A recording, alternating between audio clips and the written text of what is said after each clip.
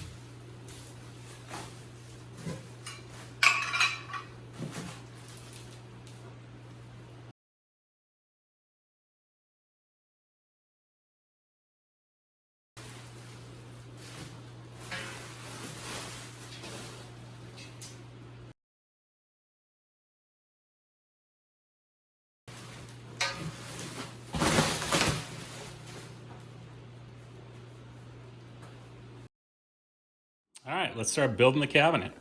So I'm looking at the illustrated parts breakdown, the IPB, and you can see here there's two side pieces and then a back piece, and these two back pieces are the exact same. They call them tool boards, upper and lower tool boards, but they're the same. But I did notice on the side pieces, there are different drilled holes. So they're both the same, but I noticed there's two drilled holes, and then the bottom side has four drilled holes. This side here is the exact opposite. It doesn't have them, but okay, a little public service announcement. So for the side pieces, you'll know what's the top and the back because there'll be two holes that go through the back. It's the only place the two holes, and they'll be on both sides. They must be oriented at the top side and the back side.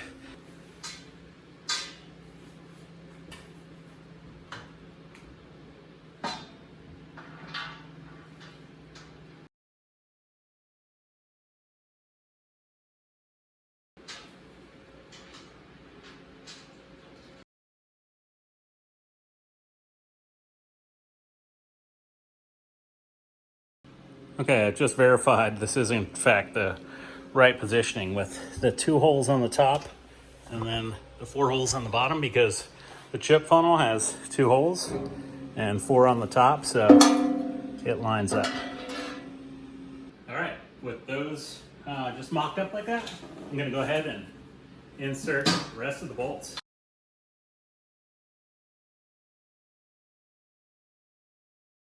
All right, so with those bolts loose, next thing I'm gonna do is put the bottom shelf in, and I'm not gonna tighten up any of the bolts. I'm just gonna leave them loose.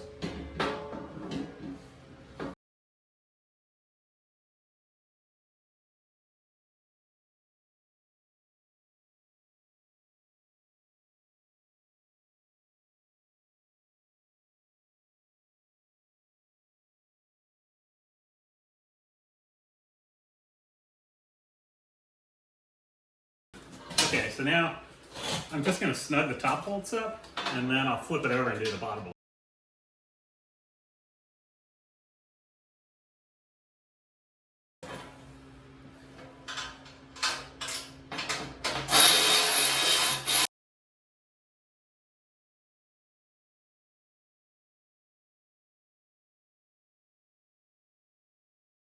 Okay, next thing we're gonna do is put the guard in, and what we'll do is the orientation is as such. So I'm gonna use this as the top, and we'll go in from the front. So you'll see it's orientated like that, and then from the inside, it's like that. So now we'll go ahead and put the bolts in and tighten them up.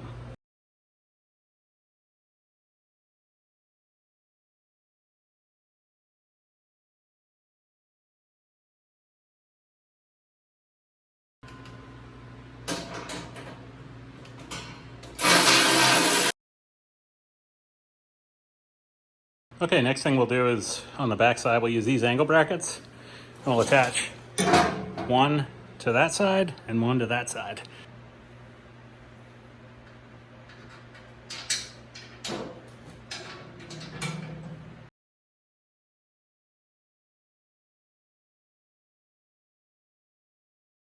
Okay, next I got the uprights. There's 2 holes on each one. We're going to orient them so the holes, these are going to slide onto the inside, and then they match up with the holes fairly well.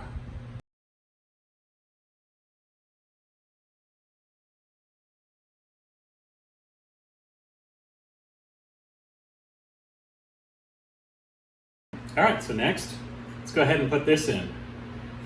This is the orientation. It's going to go slide down in, and it's going to bolt on the front side of these rails. The whole idea of this orientation is so when these pins get put in, they're kind of leaned back and up, so it uses like gravity to help hold them in the right place. So, slide it in.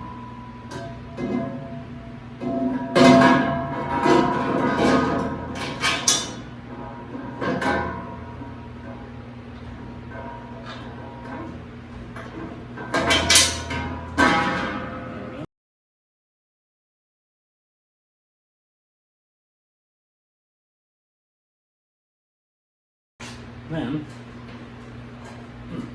I'll take the top bolt out. I'm going to put it in backwards. Well, not backwards, but normal.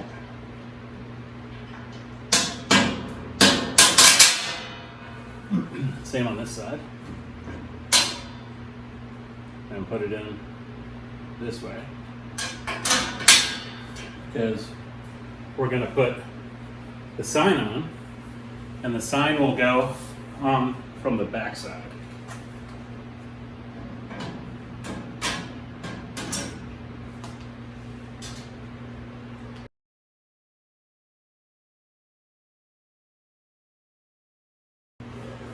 I'll use a level and just get everything set. So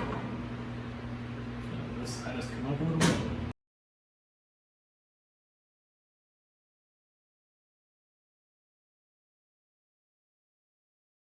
Okay, last but not least, chip tray. 2 bolts left, and that's where it'll go.